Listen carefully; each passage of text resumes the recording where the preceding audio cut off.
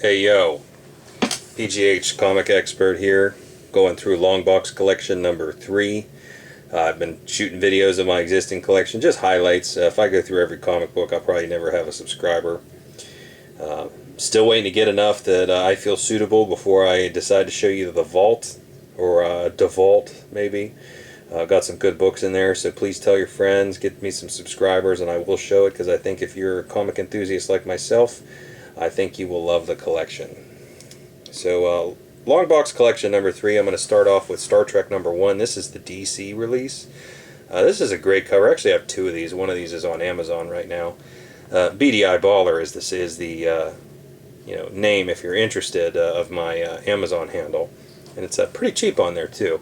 So yeah, Star Trek number 1. I love this cover. This is the ongoing series that George Perez did this cover, and I do hope to meet George in person again, because I would love to get this one signed, much like I did with my Crisis books and my Infinity Gauntlets. That one was released. That's probably Copper Age. That's '84. That's at the end of the beginning of the Copper Age here. I do have the other, well, 3 of them anyway, and I'll start off with. I'll just put all 3 out. The Star Trek the Motion Picture comics here. That's actually the first 3 were the first motion picture, Marvel's adaptation of it, and I do have the magazine size of this one as well. And then after that, the weird thing about Marvel's license with the Star Trek property is they were unable to add any of the crew aside from the ones who appeared in the first motion picture. So I think there were only 18 issues, and they all it's all that crew, which didn't make any sense because I think a couple of them died at the end, but hey, whatever. So and yes, I still keep the price tags on them, because if the bag's in nice shape, I really don't feel like wasting a new bag on it. Not for my main stock. If it's like my nice stuff, I will rebag it. Alright, Star Trek. Got a few more. We're talking about the stars. Gotta show it. This was a Father's Day gift from my wife and son one year. Bam! Cannot complain about that. Star Wars number 1. Bought this down at Ides. Or they got this for me down at Ides in Pittsburgh. They had this graded at a 4, 5. I mean, the pages are a little off-white, and this is a little yellow. But I think this looks better than the grade. A lot better. So you can't have Star Wars number 1 unless you have the whole New Hope saga there. So 1 through 6 was A New Hope, the comic release of it, and did pick up all of those. Some at my least favorite comic shop, New Dimensions. I only reluctantly go there despite myself. Almost as I dislike that shop almost as much as I dislike Infinity Comics in Murraysville. Don't appreciate the demeanor of the gentleman running the shop. So anyway, that being said, we have Empire Strikes Back Part 1. Okay, so yeah, yada yada yada. We got Part 2, Part 3. Okay, here's the big one, Part 4. So that price tag on there, and I like I said, I don't change my bags unless I need to. Price tag says $7. Last time I saw this book in this condition was at the Steel City Con in April in Monroeville, and people wanted $100 for it because they said that's Boba Fett's first appearance. Whatever. Boba Fett's first appearance is Marvel Super Special number 16. I have that one too, but hey, apparently nobody cares about magazines. And we've got the end of Empire Strikes Back, which, of course, that's a classic cover with Luke and Vader. Alright. Trying to do this organized because I do have a lot of comics, and I don't really want to just start shoving them back in the box here. So didn't collect many other of the Star Wars, Marvel. I just wanted to get the movies. I may finish the run at some point, and maybe I have a bonus issue hidden somewhere. Maybe on my vault video if you want to see it. But I did pick up annuals 1, 2, and 3. Those were relatively cheap. They're in okay shape.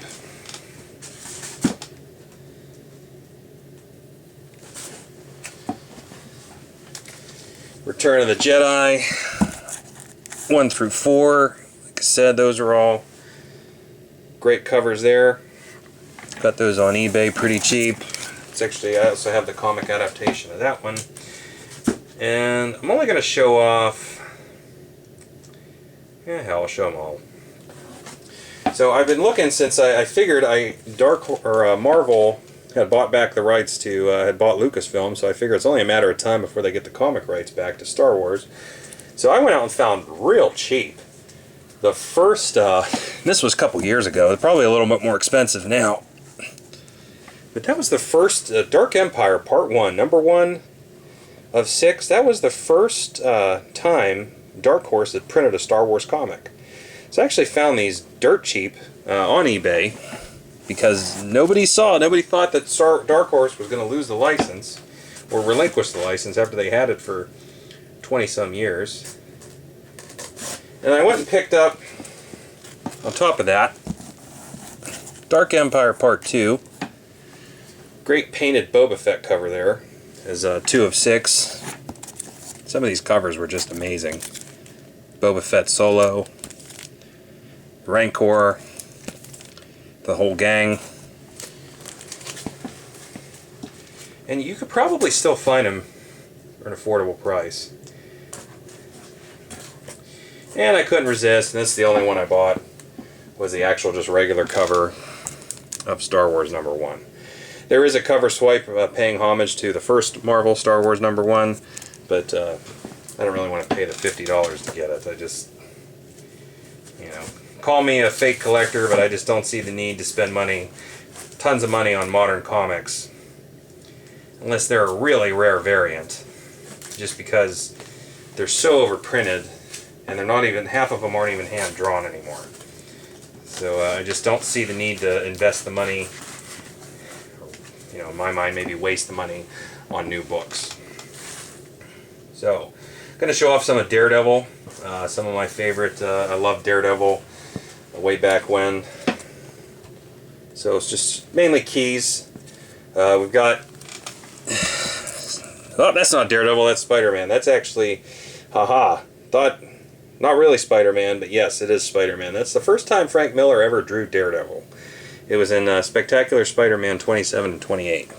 Picked those up pretty cheap, especially 28. I think it was $1. Here's some non-Frank Miller, some key issues. Yes, that is the Silver Samurai. That is the first appearance of the Silver Samurai, Daredevil 111, and he looked awful. Sticking with first appearances, by the way, I hated this banner of Daredevil. I loved it whenever Frank decided to change it. I picked this up at Pittsburgh Comic Con a couple years ago. That's actually the first appearance of Bullseye. It's kind of rough. Has a bit of a subscription crease, or not a subscription crease, but a newsstand crease going down the middle here, because it was on the newsstand, as you can see. It's a newsstand copy. And it has a grease pen mark. As you can see, the 15 there, the glare monster gives it up. The grease pens, you know, this was the top issue in the stack, corded in the stack, and the grease pen was just to say that there were 15 copies. This was usually the one with the grease pen on it was usually the pencil I meant to say, was the one that was usually given away. Probably got a mid-grade newsstand copy here of Daredevil 158. That's the first Frank Miller artwork on the title Daredevil itself. Alright, still going along with Daredevil here. Got a good bit to show off. We got 159, second Frank Miller on the title. 160, pretty awesome Bullseye story. 161, the conclusion to that story. Like I said, most of these are newsstands. 162, never really need to show you that one. It's nothing special about it. 163, that is Daredevil versus the Hulk. Daredevil 164, I believe this is the death of his father, or at least it's retelling the story. And nothing special about 165 or 166 or 167 for that matter. So let me just clear these off of here. But now we're getting into some good ones. So you heard me say 167. If you are a Daredevil enthusiast like myself, or at least a Frank Miller's Daredevil, then you're going to be pleased with these next ones here.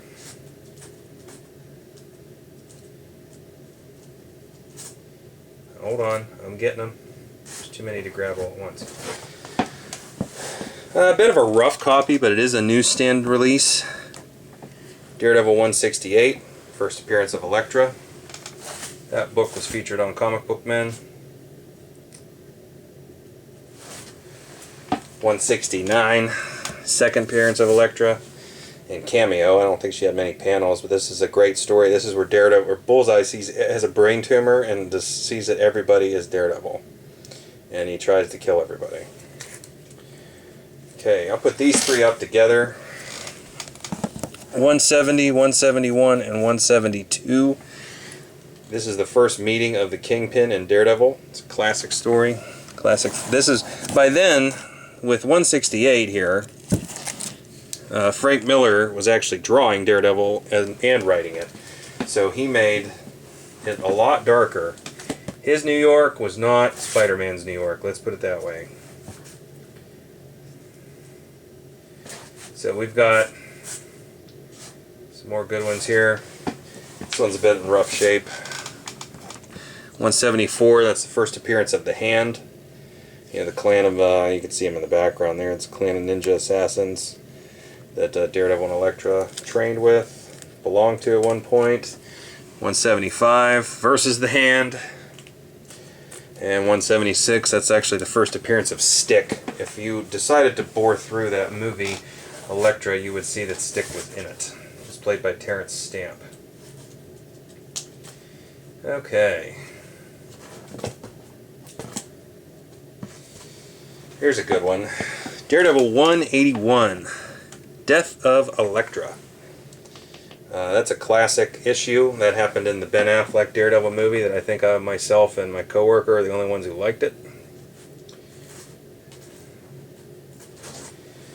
Got Daredevil mourning. Matt is mourning Elektra. Also Frank Miller. I mean, he went all the way up to 191 before he just started writing it again with Born Again. Let's show these two off because I don't know if they're going to do the Means and Ends storyline or they're going to use this one. This is Daredevil versus Punisher. Those two copies there. I know Punisher is appearing in the show on Netflix, which I have never seen because I don't have Netflix. I'd like it though, soon. Okay. Let's see. More Daredevil. Actually, this is a good one. Great cover. Daredevil and the Black Widow. A lot of people didn't know that he actually had a love interest. I think a love interest with the Black Widow. At least it comes off that way in the story. Versus the Hand again. Go figure. This is the Resurrection of Elektra in 190. That's a newsstand copy. I paid just a few dollars for that one at a comic convention, but Daredevil actually never meets Elektra again. So she does get resurrected, but they never cross paths.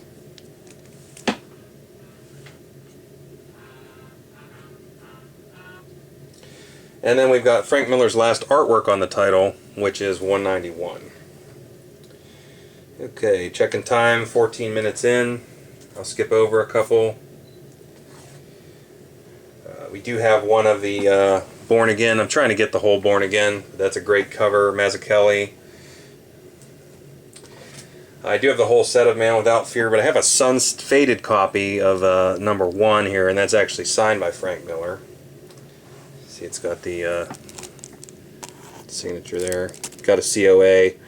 Dynamic Forces, I still don't know who the hell they are. And I'm only going to show off one of these, but these covers are great. If you ever get a chance to get these, Elektra Assassin from Marvel's Epic imprint. Bill Sienkiewicz, just great cover. So So that's all I got, folks. Thanks.